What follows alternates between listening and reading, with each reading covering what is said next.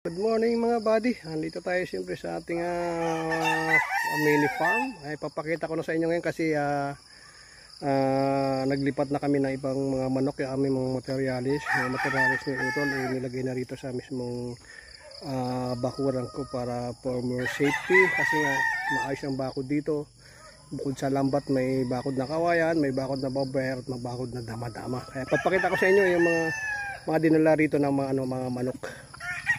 Ayun yung mga puti na yan, yan yung mga white kelso niya, mga super white kelso. Siyempre, nandito na rin si Bulik, oh. Ayan, si Bulik. Ayan, ating Irish, yung ating dam. Ayan, at siyempre, yun yung kanyang anak, oh. Ayan, ano po yan, nanay niyan sweater, 5K na sweater.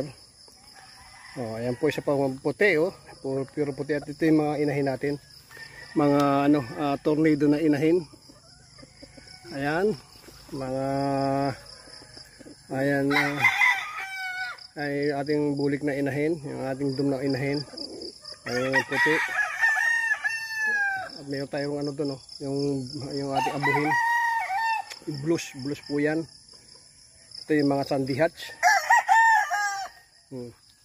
At siyempre ito yung naging mga anak-anak na mga balik-balik na tornado. Ayan siya. Ito na yung ating ayan ayan, kapatid na rin yan. At syempre meron din tayo rito gold. Ayan si gold. Si gold. Nandito yung ating 5K winner. Ayan. At meron tayo rito isa na nakatago. Hanggang hindi pa lumalabas. Hindi pa siya lumalabas. Ano nangyari sa'yo? Ba't di ka dyan lumalabas? Nakatago siya ron. Yan. Ayan po yung anak din ng gold. Yan yung kanyang tatay. Ayan siya. Ito yung ating dito. Munting backyard. Pinakuran natin yan dito.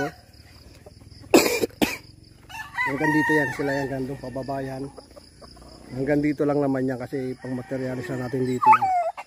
Pero yung lupa malapad to, marami pang pwedeng paglagyan. Parang nilagyan natin ng perimeter yung pinakalugar dito ng ating bahay para at least for safety. Siyempre andyan yung ating body, katulong natin. Ayan lumalaki na siya. Kailan lang yan, maliit pa ngayon, ang laki na niya.